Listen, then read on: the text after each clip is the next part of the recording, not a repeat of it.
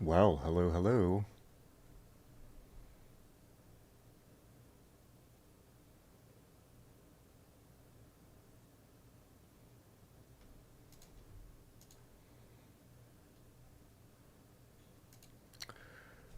Well, hello, hello, hello. Welcome back. It's Monday. You're still alive. A UFO just photobombed Disneyworld. Half of Congress is chasing aliens, and TikTok thinks that giant motherships are invading and that they're starseeds. Meanwhile, I have to tell you something horrible that they're doing to an orca in Japan. Welcome to Monday, where reality has jumped the shark. And the shark might be an alien. How's everyone doing? Please like and subscribe. Please hit the notifications button. And of course, join us on the Discord, where we have been having way too much fun streaming Elden Ring. We streamed like 14 hours of Elden Ring this weekend.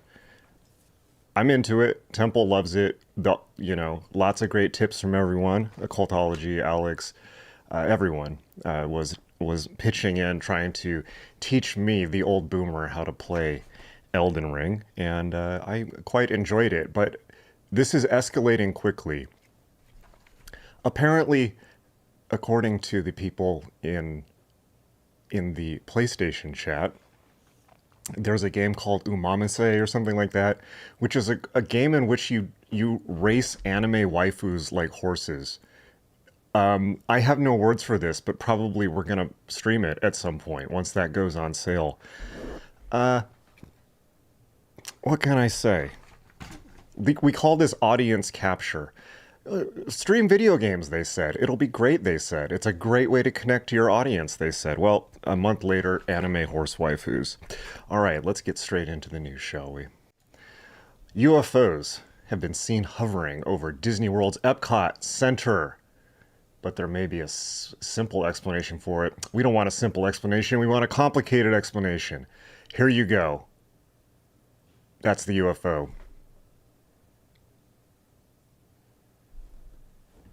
Okay. A couple took a picture of this and claimed it was a UFO. A couple reported seeing strange lights in the skies over Disney World's Epcot, Florida this week, which they saw were neither from a drone nor a satellite. She says it was definitely a UFO with aliens. Okay, well, if the person taking the picture, then it's done. Said that, then it's done. Visitors to Epcot spotted a glowing orb. Always ponder the orbs. It was seen by Morgan Hulsman, digital director of the Bobby Bones Show, and her boyfriend. That sounds like either somebody's like home basement project or somebody from the LinkedIn sociopath class. Hard to say. I don't. What is the Bobby Bones Show? It might be a basement show, but they saw an alien. She said on a radio show that they were waiting for the fireworks. Suddenly, out of nowhere, that lit up the sky. Definitely aliens. There was nothing to explain it. They got a video. Well, Disney Park sits next to NASA launch sites, which is why it's often been linked to UFOs, as people claim to have seen strange lights in the sky. Notably, SpaceX launched several Starlink satellites. Every time 100% aliens. Every time SpaceX launches their satellites, people think they're aliens and lose their mind. It's hilarious. I've seen it live.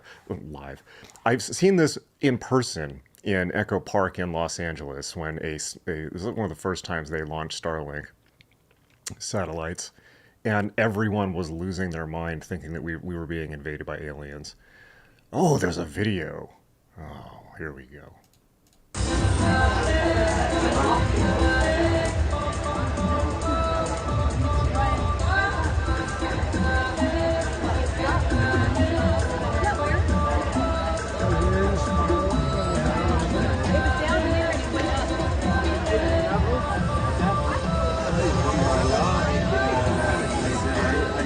Excellent soundtrack.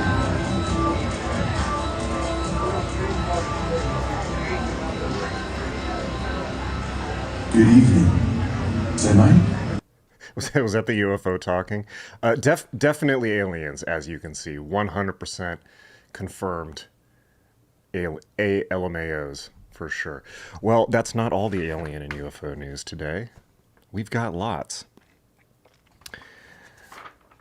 We also have people on TikTok who think that the mothership is coming. Check it out.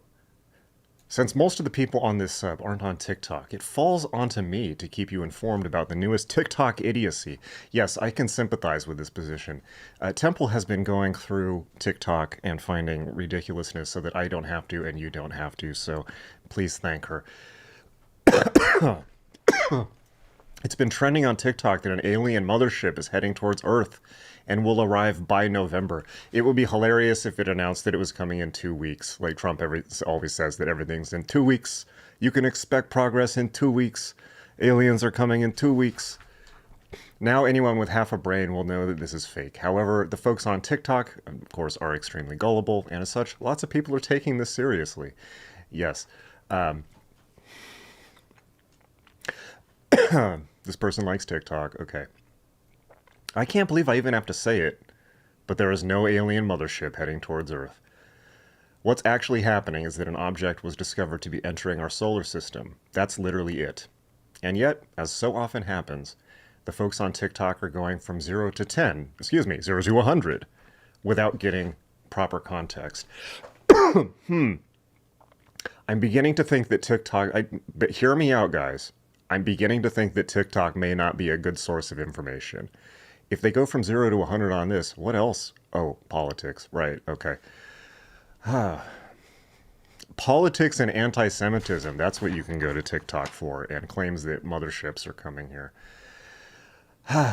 If we were really going to be invaded by aliens, this news would not be contained solely on TikTok trending pages. Yeah, but that just makes too much sense. What can I say? It makes too much sense.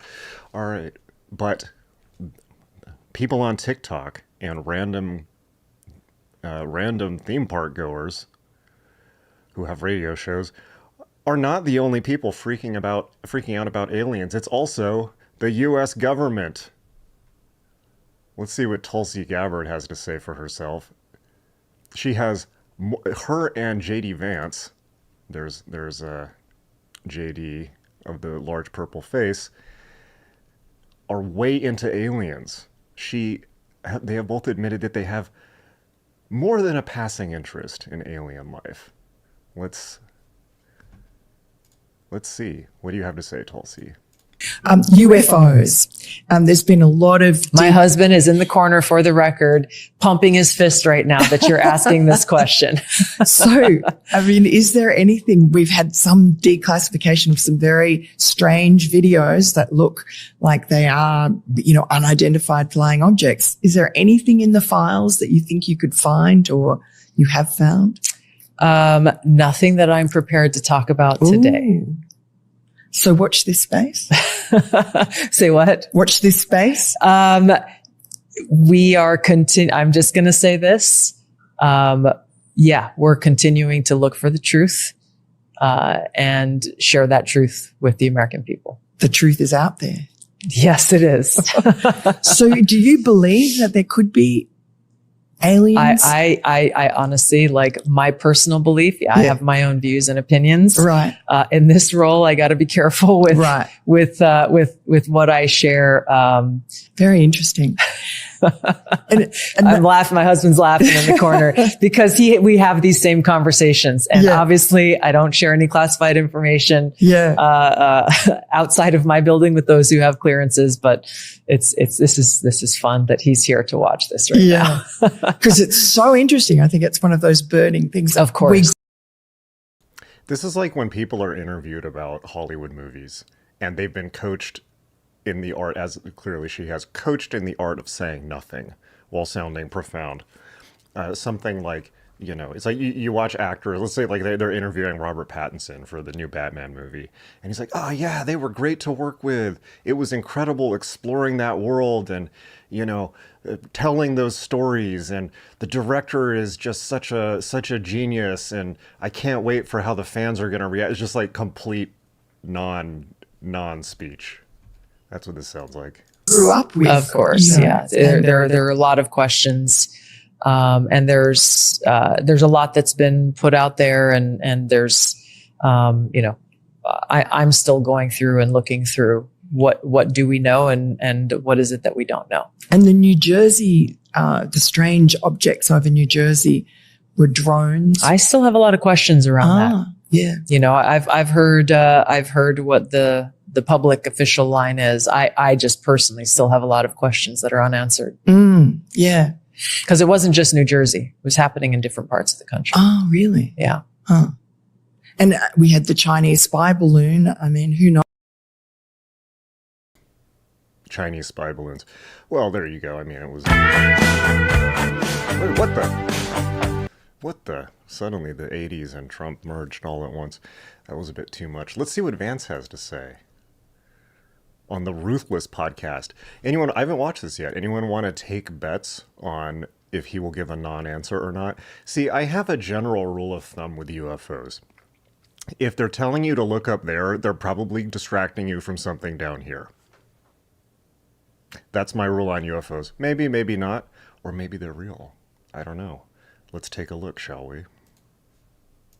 Like, I'm obsessed with the whole UFO thing.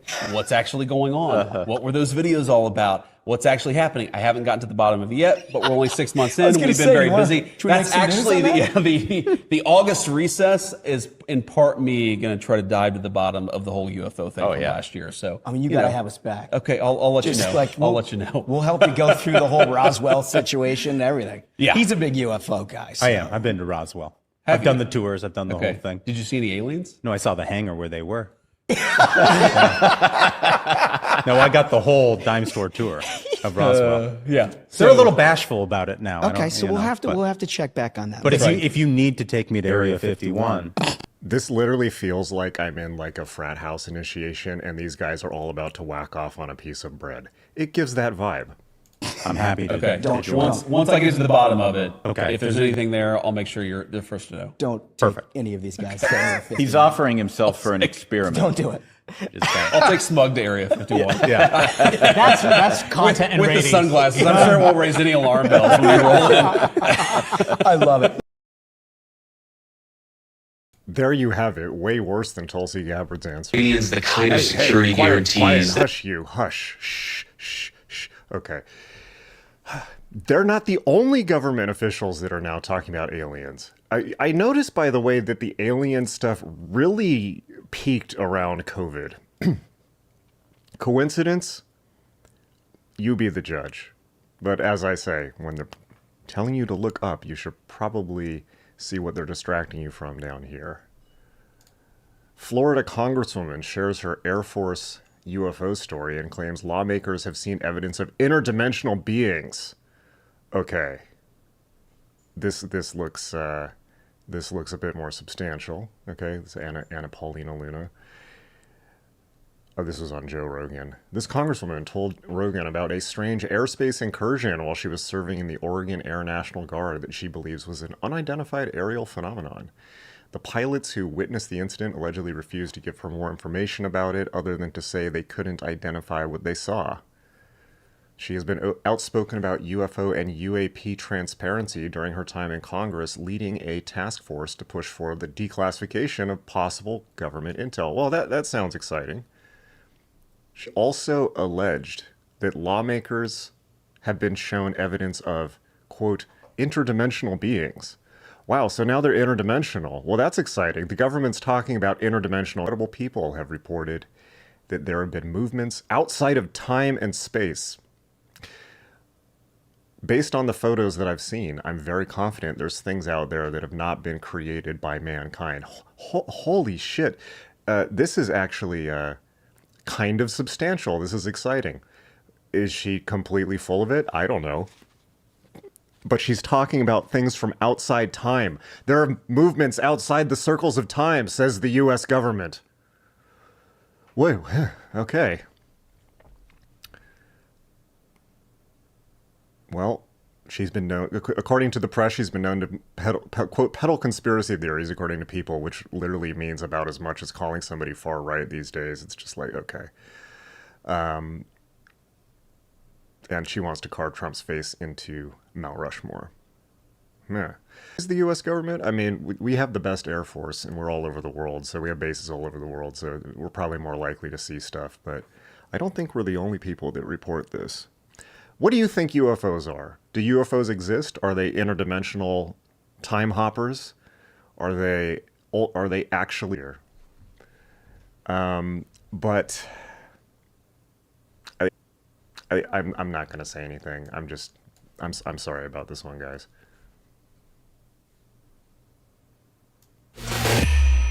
I'm the Starseed. I'm the Starseed. You can Jersey. I'm the Starseed. You can judge me. Let's just roll. It feels like nobody understands you, and it feels like your family is far away in space. Starseeds have a super different energy signature than other Earthlings. Because of this, they're often diagnosed with severe mental illness because of their inability to just go about. The internet is. Yeah, I was gonna say, like, it keeps fucking up. I had to close the app like 12 times. Man. What, it was from the beginning? No, like, within like 2 minutes ago. Fuck. So is it the internet? Can you guys, hopefully you guys can hear me. We're having internet issues here. Speaking of Starlink, we're gonna have to get Starlink for like backup internet if we're streaming, just in case the local Austin, Texas AT&T goes out. If it is glitching for you, hopefully you can hear me. If it's glitching for you, it's not your fault, it's ours, or rather it's AT&T Austin, Texas's. How frustrating. Yeah, I don't know what to do about this because it's very jagged, so I don't want to stop the stream, but... Yeah, can you guys hear me? It's also really agitating to watch because it keeps glitching, so... Yeah, I was wondering why people were dropping off the stream so much. Okay, so I would recommend tell them, like, we're going to try this again in 30 minutes. They say they can hear me now. So, All right. okay, we're going to try it. I'm going to have to get Starlink for backup internet in case the internet here is weird. It's always something, isn't it? I mean, it's like, what the... All right, let's go back. Let's try this again, shall we? The sound's off on that. Just when I get the video and audio figured out, the local internet... Starseed. A lot of people ask me, how do I know if I'm a Starseed? But nobody seems to ask, what is it like to be a Starseed? Starseeds are alien consciousness born into human bodies. Because of our unique energy signatures, we have pretty hard lives. Being a Starseed is a super lonely experience. It feels like nobody understands you, and it feels like your family is far away in space. Starseeds have a super different energy signature than other Earthlings. Because of this, they're often diagnosed with severe mental illness because of their inability to just go about life like nothing is wrong. They can see the corruption in place very clearly. The positives are that you're usually super smart and also really psychic. And if you can learn how to master your interdimensional traveling with your conscious energy, you don't have to feel lonely and you can connect to your family in space. Also, as the internet expands on these topics, you can find other Starseeds like you. Unicult, for example, is my cult full of Starseeds. Oh, she's a cult leader. To find out if you are a Starseed. At least she said that she literally called it a cult. Let's go back to the last one. Either it was glitched out or it wasn't. Either way, I'm going to subject you to it again because you have to feel my pain. The unpleasant experiences I experience will be inflicted upon you. I'm the Starseed. I'm the Starseed. You can judge me, but you're exactly like me.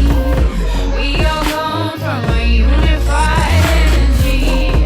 I'm the Starseed. I'm the Starseed. We're all Starseeds. So as Exhibit A and B show, white women have yet again found a way to become victims and yet somehow be special at the same time. Or as Charles says, maybe they just haven't realized that they're neurodivergent people. Yeah, or maybe we're all starseeds. They assure me that I am. So, what the hell is this? Alien babies? I'm afraid to click on this, but. Hey, Earthlings, do I have your attention? Wanna come party in the cosmic dimension? Bet you never seen the body of an alien jigsaw, but I got 3, did I mention? I can pass you off to ascension, feels so good. What? What?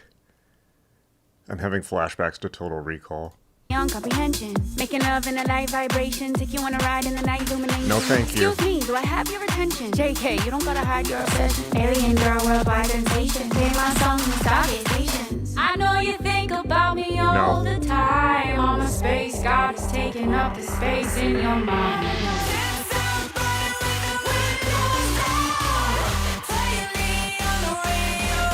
Okay, that's quite enough of that. That's quite enough of that. Let's just look at this beautiful scene for a second to clear your mind. This is what TikTok is doing to mass consciousness. It's allowing delusional people to spread their delusion to other delusional people, to form giant pod beings of delusion.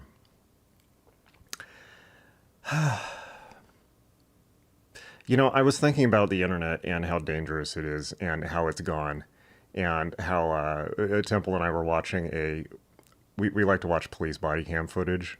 It's just how I relax at night, seeing violent altercations with the police. So we watched a video where this guy shot a cop. It was horrible, like just horrible, and it looked like he was being blackmailed by the internet to do it. Just absolutely beyond the pale horror show, worse than anything you could imagine in horror books or something like that, because it's real. And I was thinking about how badly the internet has gone. I of course was one of the very first internet people. I was on the internet in 1987, and I was younger than the people that were on the Well, if anyone knows about that, which was basically this early BBS of kind of like Robert Anton Wilson and Leary fans and, social networkers before there were social networks and all of that. And John Perry Barlow, the lyricist from the Grateful Dead. And there was this early boing boing. There was this dream that the internet would connect everyone. Well, guess what? The dream came true. And what I realized is the internet is in pre-internet terms, the internet is kind of like giving the phone number of everyone on Earth to everyone on Earth.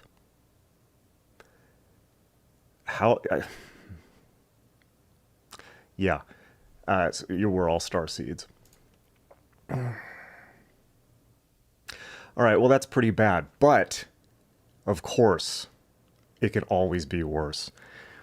I'm going to start a new section on this show called YLCBW. YLCBW, which stands for Your Life Could Be Worse. So, we're all going through stuff on this planet. There's always frustration. There's political chaos. There's stuff that goes wrong. There's projects that you just can't seem to get through. But it could always be worse. For instance, you could be this guy. So this... I apologize for this also. For orca left in limbo, zoo resorts to sexual stimulation to stop inbreeding. So this whale, how do I put this? There's a guy whose job it is to jerk off a killer whale so that it doesn't have sex with its mother. Yes. Let me repeat it. There's a guy whose job it is to jerk off a killer whale so that it stops having sex with its mother. Your life could be worse. And the worst thing, this is in France, of course. That will be the worst part of the whole thing, that you'd be in France. All right, so let me pull up the questions that people were asking on Discord. All right. Let's do something productive, shall we? Oh no, chat's disconnecting. Ugh. Okay. I just saw another disconnect on the chat, so hopefully I see an F. Well, you don't have to pay respects yet. Okay. It's the aliens, of course. It's the aliens. We're saying too much. It's them damn Illuminati. All right. Another F? Fuck. Well, This might be a short. This might be a Abbott Hoffman. This might be a short stream today, if it's still cutting out. But let's just roll with it. So, questions from the Discord. All right, we're back. Very cool. What do you think of? Elsewhere asks, what do you think of emptiness? Okay, let's do something productive, shall we? The Buddha informs us that the nature of reality is emptiness and interconnection. Impermanence and interconnection. What does that mean? The Buddha meditated about 2,500 years ago. The Buddha, who was a bit of a fail son, he was the son of a very, very rich person in a very, very rich Brahmin family in India, decided that all the pleasures of wealth were not enough for him. So he decided to renounce that and become a monk and an ascetic, which, of course, you can do that in India. He proceeded to try all of the meditation techniques in India, and then he finally sat under the Bodhi tree in what is now Sarnath, near Varanasi in northeastern India, which has always made me wonder if the Buddha himself is indeed the doom that came to Sarnath. But he meditated for so long that he, at least by his own account, did achieve enlightenment. And the way that he did this was in a totally radical new way that was in my way of thinking, is a big advance over Hinduism. It's almost like Hinduism discovering the concept of zero. What do I mean by that? Prior to Buddhism and the Buddha, and still in India, I mean, Hinduism is based around the idea of Atman, the idea, and Western Hermeticism is too, by the way, the idea that there's an unbreakable center of consciousness. Now, that's true. However, what the Buddha realized is that's not the whole story. Past that, you get emptiness, or Ein Sof, etc. in the Kabbalah. And basically the conclusion that he came to is that self actually everything exists only in interconnection with the things around it. So if you think of human consciousnesses as one huge grid or net, think of it this way. Hinduism would say what's real is the intersections of the grids, right? The points, point. These all represent human consciousnesses. What the Buddha said is, no, what makes you real is the fact that you're connected to all the things around you. It's the connections. And in fact, the entire network effect, the entire network of all of the connections essentially arises out of emptiness. That the fundamental nature of reality is emptiness. Now, mind you, this does not mean nothing. It doesn't mean the void. It is not a bridge to Western concepts of nihilism. It's very, very different. It's very subtle differences that mean a lot. Essentially, what the Buddha was saying is that the nature of reality is emptiness, but the consciousness arises from it in what was later referred to as dependent arising, in a sense that all consciousnesses more or less co-create each other.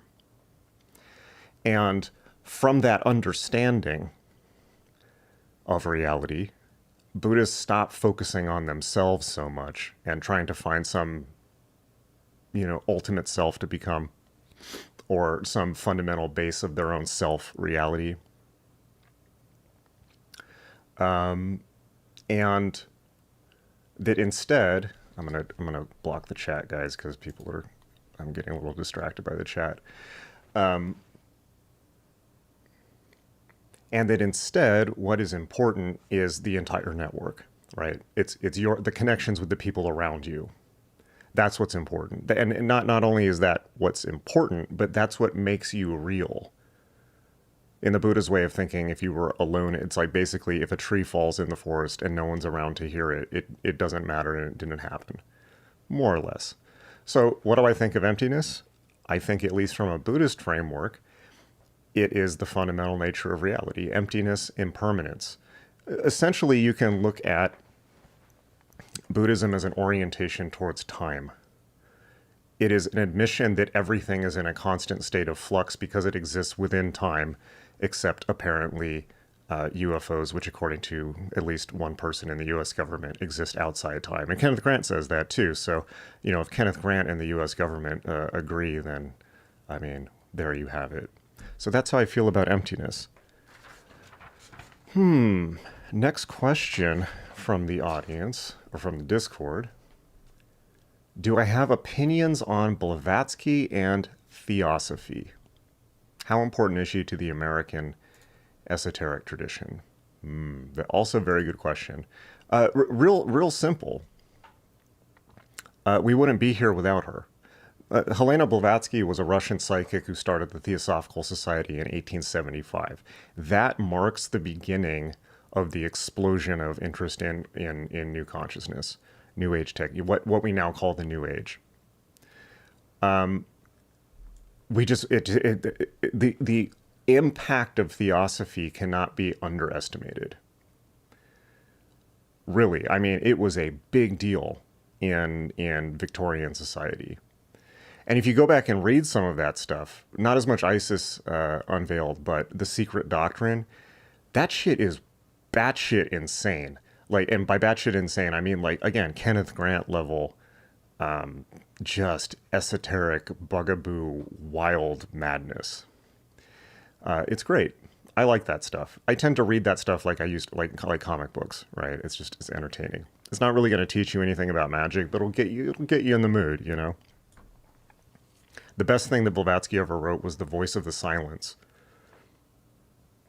which was a very short distillation of her thinking that, as far as I know, has only been published recently by Chaosium, the role-playing game publisher that does Call of Cthulhu. They put out Tim Maroney, who was a Crowley scholar who's now he had a heart attack and is now dead, sadly, but he helped bring that out through Chaosium.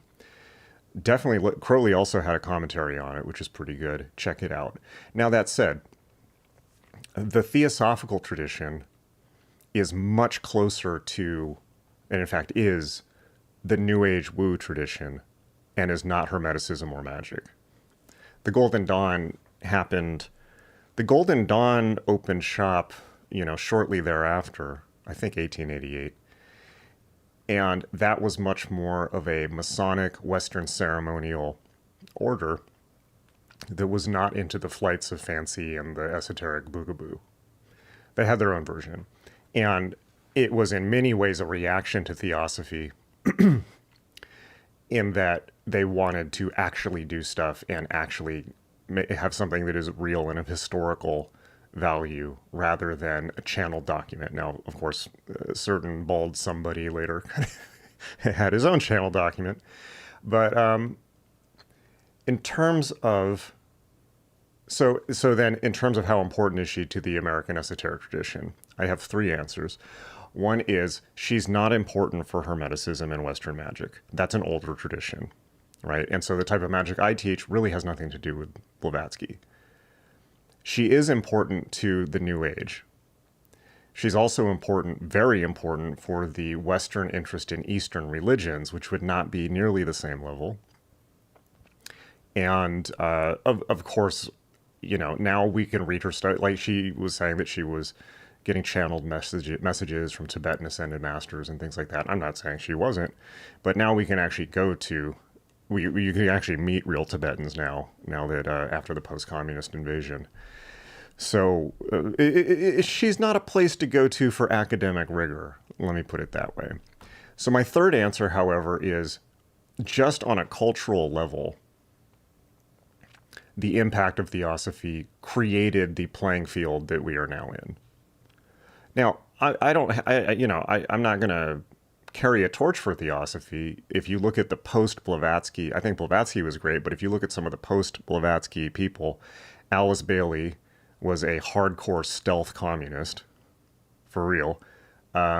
Charles Ledbetter was a PDF file and groomed young Krishnamurti to become the world teacher. Crowley thought he was the world teacher, which is funny, which is why he called himself the Master Therion, to make fun of theosophical ascended masters. He called theosophists Tosh-osophists, as in Tosh, which is a British way of saying nonsense.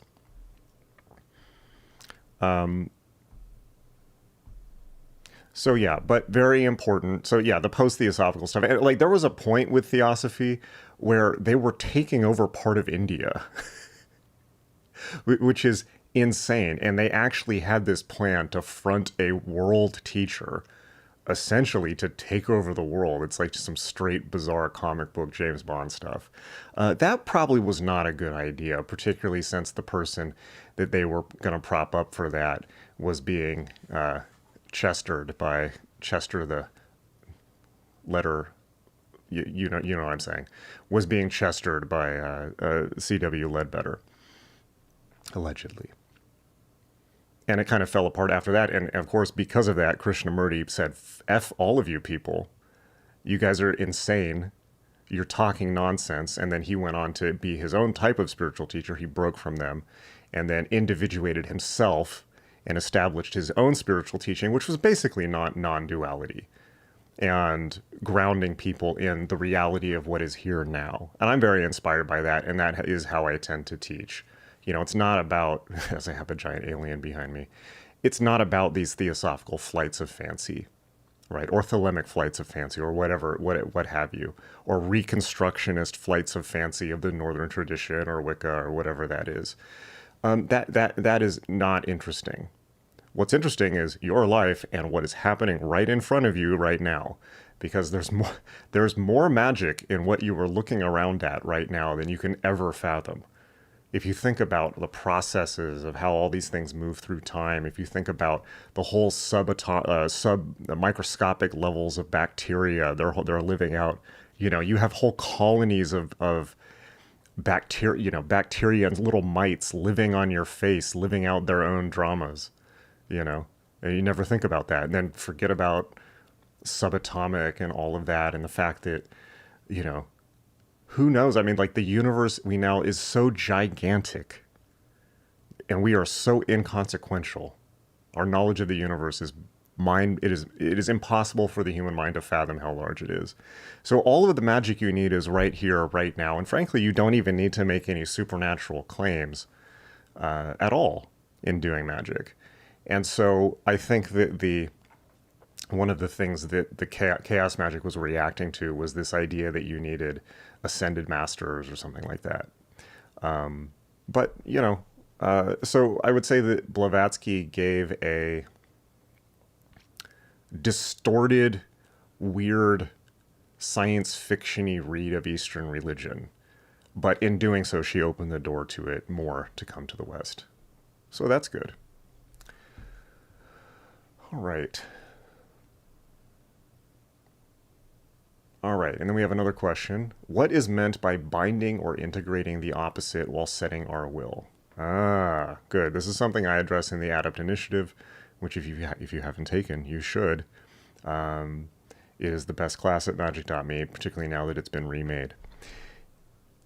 One thing that you never hear people talking about in Magic, Six says, I need to start telling my face mites good night, I guess. They'll appreciate it, you know. It's like maybe you can turn them into servitors for you or familiars, you know. It's like everyone wants a cat familiar. Why not a face mite familiar? It's already on you. It's already there. So binding. So here's something you never hear people talking about in Magic. When you're reading Magic books, they're always telling you how to manifest your wildest desires with magic, how to get everything that you never were given for Christmas, and so on. What they don't tell you is that the nature of reality on some level is binary. Take my Introduction to Magic course for binary magic. The nature of the universe is that in order to come into manifestation, the universe has to manifest as dualities or paired octopuses. Just paired octopuses, I just said paired opposites. Yes, reality manifests as paired octopuses. Let's just leave it at that. Octopi. We'll leave it at that. No, reality manifests as paired opposites. Meaning, If you invoke love, you invoke hate too. Right? If you invoke wealth, you also invoke poverty, because those concepts are tied at the hip. They're two halves of the same thing. I mean, this is even in the Kabbalion. This is basic Hermeticism. So, if you're trying to change something in your life, you want to call for, like, whatever magical technique you're using, you want to call that thing into your life, but you also need to be mindful of binding the opposite, or simply being aware of how that opposite would manifest in your life and keeping an eye out for it. But, if you're doing magic and you're saying things out loud and putting stuff out there to the universe, put it in writing and speak it to the universe. So that's basically how I feel about that. That's a very important magical technique. All right. Well,